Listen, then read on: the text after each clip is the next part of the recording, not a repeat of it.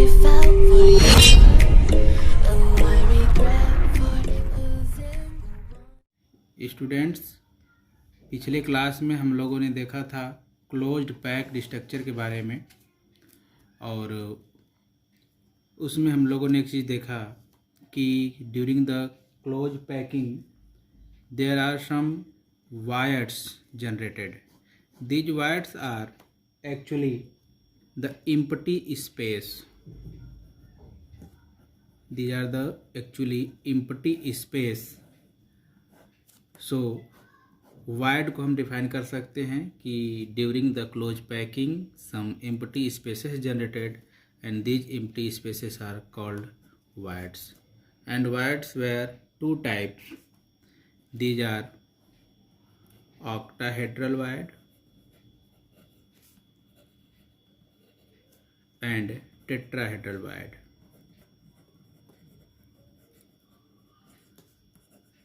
और एक चीज़ और हम लोगों ने देखा था कि अगर किसी क्लोज पैक्ड स्ट्रक्चर में नंबर ऑफ एटम n हो तो उसमें जो ऑक्टाहेड्रल वायर्ड होंगे उनका नंबर भी n ही होता है, नंबर के बराबर होता है, एटम के बराबर होता है. बट टेट्राहेड्रल वायर्ड जो होते हैं उनका नंबर 2n हो जाता है. इतना पिछले क्लास में हम लोगों ने देखा था. अब जो लोग हमारे पिछले वीडियो को नहीं देख पाए हैं वो लोग यूट्यूब पर KM class RK Sharma type करके सर्च कर सकते हैं. तो स्टूडेंट्स, इसमें जो वायर्ड का और नंबर ऑफ एटम के बीच का जो रेशियो है या जो रिलेशन है, इससे रिलेटेड कुछ न्यूमेरिकल क्वेश्चंस आते हैं. जैसे क्वेश्चन हम लोग लेते हैं, find the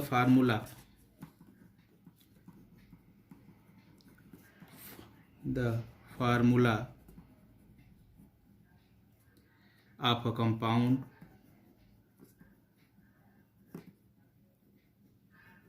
formed by two elements x and y. It is given that anions Y make CCP structure and cation X occupy all the octahedral wired. एक चीज़ यहाँ पे ध्यान देना है, एनायन और कैटायन में जैसा आप जानते हैं, एनायन जो होता है इसकी साइज जो होती है लार्जर होती है, और जो कैटायन होती है, कैटायन जो होते हैं इनकी साइज जो है स्मॉलर होती है. तो जो कैटायन होते हैं बेसिकली ये वायर्ड्स में ऑक्यूपाई कर जाते हैं. जब क्रिस्टल का क्लोज पैकिंग होता है उस दौरान ये कैटायंस वायर्ड में जाकर के ऑक्यूपाई कर जाते हैं, और एनायन जो होता है CCP या क्यूबिक क्लोज पैक स्ट्रक्चर बनाने में पार्टिसिपेट करता है. कभी कभी कैटायन की साइज़ अगर काफ़ी छोटी है, अप्रॉक्सीमेटली छोटी साइज़ है, तब वो CCP स्ट्रक्चर में भी पार्टिसिपेट कर सकता है. ये कंडीशन के ऊपर डिपेंड करता है. अब आते हैं अपने न्यूमेरिकल पे. कह रहे हैं कि find the formula of compound जो दो तरह के एलिमेंट से बने हुए हैं X एंड Y. तो इनका जो X है, X वो कैटायन है और टेट्राहेड्रल वायर्ड को ऑक्यूपाई कर रहा है, जबकि Y जो है वो क्यूबिक क्लोज स्ट्रक्चर बना रहा है.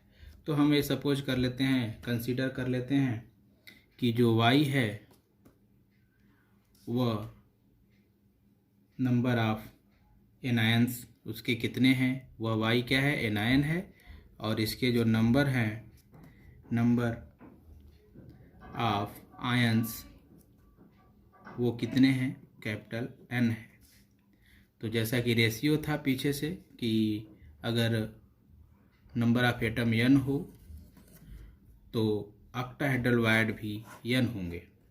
क्वेश्चन में भी ऑक्टाहेड्रल वायड की बात कर रहा है, इसलिए ये जो x होगा या तो हम अपने न्यूमेरिकल पे आते हैं। इसमें कह रहे हैं कि एलिमेंट x और y मिलकर के कोई क्यूबिक क्लोज स्ट्रक्चर बना रहे हैं जिसमें y एनायन है, मतलब इसका साइज बड़ा होगा और ये CCP स्ट्रक्चर बनाता है, जबकि x जो है कैटायन है और ये वायड में ऑक्यूपाई करता है। और वायड कैसा है, ऑक्टाहेड्रल वायड है। अब हम लोग जनरली जो रिलेशन है ऑक्टाहेड्रल वायड और नंबर ऑफ एटम के बीच को वो देख लें तो नंबर ऑफ एटम अगर n है तो ऑक्टाहेड्रल वायड भी n होता है। ऐसे हम अगर कहें कि अगर मान लेते हैं कि y एनायन कितने आयंस होंगे इसके, सपोज करिए कि कैपिटल N नंबर के बराबर होंगे, तो ऑक्टाहेड्रल वायड भी कितना होगा, उतना ही होगा जितना नंबर ऑफ एटम होंगे। तो यह भी कितना होगा, x इक्वल टू n के बराबर ही होगा। इस तरह से हम यह कह सकते हैं कि जो फार्मूला बनेगा या जो रेशियो है उसका 1:1 है, या हम कहें कि x और y, तो इसका जो फार्मूला होगा वो x1 y1 या कह सकते हैं x और y होगा। ठीक है। इसी तरह से एक दूसरा क्वेश्चन लेते हैं।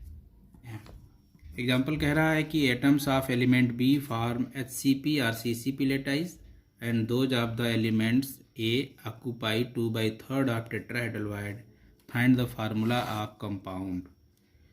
सिंपली इसका मतलब ये है कि ये जो कंपाउंड बन रहा है वो B जो है इसका हेक्सागोनल क्लोज पैकिंग कर रहा है और उसके दौरान जो वायड जनरेट हो रहे हैं या एम्प्टी स्पेस जो जनरेट हो रही है उस एम्प्टी स्पेस के 2/3 पार्ट में ए चला जा रहा है। मतलब ए क्या है, कैटायन है जो 2/3 पार्ट में चला जा रहा है।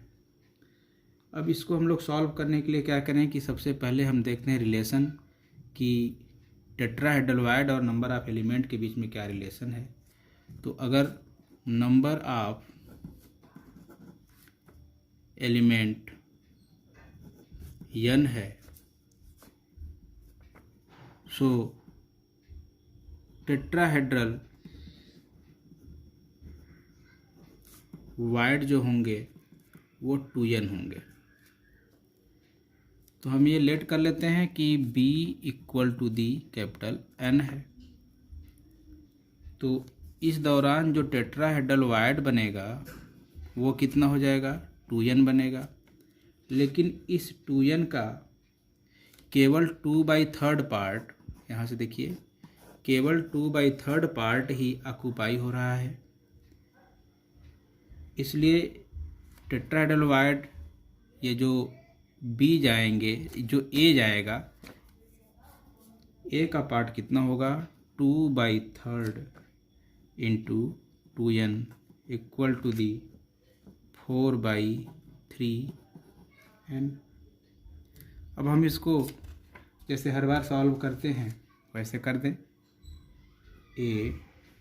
A/B इक्वल टू 4n/3 और बाई 1, B का रेशियो 1 है।